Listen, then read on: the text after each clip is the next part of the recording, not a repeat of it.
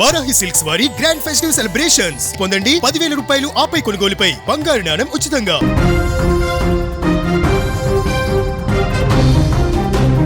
Social మీడియాలో viral అయిన ఒక వీడియో తీవ్ర విషాదాన్ని మిగిల్చింది. బస్సులో తన పట్ల అసభ్యంగా ప్రవర్తించాడంటూ ఒక మహిళ పోస్ట్ చేసినటువంటి రీల్ వీడియో కారణంగా తీవ్ర మనస్తాపానికి గురైనటువంటి వ్యక్తి ఆత్మహత్య చేసుకున్నాడు. ఈ ఘటన కేరళలోని కోజికోడ్లో చోటు చేసుకుంది. కోజికోడ్లోని గోవిందపురంలో నివాసం ఉండేటువంటి దీపక్ ఒక టెక్స్టైల్ కంపెనీలో సేల్స్ మేనేజర్ గా పనిచేస్తున్నాడు. రోజువారీలాగానే ఈ నెల 16వ తేదీన ఆర్టీసీ బస్సులో ప్రయాణిస్తుండగా ఒక ప్రయాణికురాలు ఒక మహిళ తన పట్ల దీపక్ లైంగిక ఉద్దేశంతో అసభ్యంగా ప్రవర్తించాడని ఆరోపిస్తూ వీడియో తీసి సోషల్ మీడియాలో పోస్ట్ చేసింది. ఈ వీడియో క్షణాలలో వైరల్ అయింది. వీడియో వైరల్ అవ్వడమే ఆలస్యం నెటిజన్లు దీపక్ ను బూతులు తిడుతూ అతను కామాంధుడంటూ కామెంట్లతో దాడి చేశారు. పోలీసు విచారణ జరగలేదు, కోర్టు తీర్పు ఇవ్వలేదు. కానీ క్షణాల వ్యవధిలో ఆ రీల్ మొత్తం కేరళ అంతా వ్యాపించడంతో అక్కడి నుంచి వచ్చినటువంటి కామెంట్స్ని వ్యతిరేకతని తట్టుకోలేక అసలు ఏం జరిగిందో కూడా పూర్తి స్థాయిలో అతనికి అర్థం కాక ఆ సోషల్ మీడియాలో అప్పటికే దీపక్ ఒక నేరస్తుడని ఒక ముద్ర పడిపోవడంతో ఈ విషయాన్ని దీపక్ వరకు కూడా రావడంతో తన ఫ్రెండ్స్, బంధువులు, తెలిసిన వాళ్ళందరూ కూడా ఆ వీడియోని చూశారు. ఊహించుకోండి, తను తప్పు చేశాడో లేదో తర్వాత విషయం, కానీ లక్షల మంది ముందు తనను ఒక నీచుడిగా చూపిస్తుంటే అవమాన భారం ఎంత బరువుగా ఉంటుందో తట్టుకోలేక అందుకే దీపక్ ఒక కఠిన నిర్ణయం తీసుకున్నాడు. తను ఆత్మహత్యకు పాల్పడ్డాడు. ఆ వీడియోలో చాలా క్లియర్ గా కనపడుతుంది. ఆ మహిళ బస్సులో అంతకు ముందు నుంచే రీల్స్ చేస్తూ కనిపిస్తుంది. ఉద్దేశపూర్వకంగానో లేకుంటే ముందుగా తాను ఒక రీల్ క్రియేట్ చేసి పెట్టాలి వ్యూస్ కోసం అని చెప్పేసి ఆమె ముందుగానే వాంటెడ్గా బస్సు ఎక్కినప్పటి నుంచి కొన్ని వీడియోలు తీయడం మొదలుపెట్టింది. అక్కడికి వచ్చినటువంటి దీపక్ అంతకు ముందే అతను రెగ్యులర్గా మాదిరిగా బస్ ఎక్కాడు. ఆ ముందు అసలు ఆమెను చూసినట్టు కూడా కనిపించట్లేదు. ఆ వీడియో చూస్తే ఆమె చూసినట్టు కూడా కనపడట్లేదు. తన పని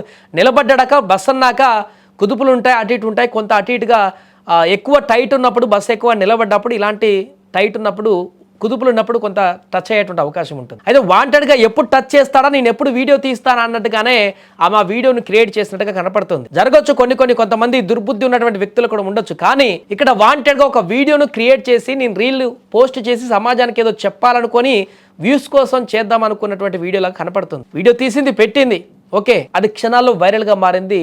రాష్ట్రం మొత్తం వ్యాపించింది. అక్కడ ఏం జరిగిందో కూడా అర్థం కానటువంటి పరిస్థితుల్లో ఉన్నటువంటి అతను ఒక ప్రైవేట్ ఉద్యోగం చేస్తూ టెక్స్టైల్లో పనిచేస్తూ రోజు మాదిరిగా డిగ్నిఫైగా బట్టలు ధరించి రోజు మాదిరిగా బస్సులో ప్రయాణాన్ని కొనసాగిస్తూ తన ఆఫీస్కి వెళ్ళి మరలా ఇంటికి వెళ్ళేటువంటి క్రమంలో ఈ యొక్క వీడియో తనని భ్రష్టు పట్టించు క్షణాల్లోనే అతను ఇన్ని సంవత్సరాలు గడిపినటువంటి జీవితాన్నంతా కూడా ఒకే ఒక్క చిన్న వీడియో, అసలు ఏం జరిగిందో తెలియనటువంటి వీడియో క్షణాల్లో లక్షల మంది ముందు తనను ఒక దోషి, నీచుడు, రాక్షసుడు అని ప్రొజెక్ట్ చేయగలిగింది. బంధువులు, కుటుంబ సభ్యులు కూడా అడిగేటువంటి పరిస్థితి ఏర్పడింది. అతను దాన్ని తట్టుకోలేక పూర్తిగా అందరూ నన్ను అసహించుకుంటున్నారని దీపక్ ఎంతలా కుమిలిపోయి ఉంటాడు. మానసిక వేదన తారాస్థాయికి చేరింది. తన గోడ ఎవరు కూడా వినరు అనిపించింది అతనికి. చివరికి అవమానాన్ని భరించలేక దీపక్ ఆత్మహత్య చేసుకున్నాడు. ఈ సమాచారంతో పోలీసులు ఘటనా స్థలానికి చేరుకున్నారు. కానీ అప్పటికే జరగరాని ఘోరం జరిగిపోయింది. ఒక ఆరోపణ, దాని వెనక సోషల్ మీడియా దాడి ప్రతిఫలం, ఒక మనిషి ప్రాణం గాల్లో కలిసిపోయింది. మహిళలకు భద్రత కావాలి, వారి గొంతు వినిపించాలి, అందులో సందేహం లేదు. కానీ ఒక ఆరోపణ నిజమో కాదో తెలియకుండా అసలు అక్కడ ఏం జరిగింది,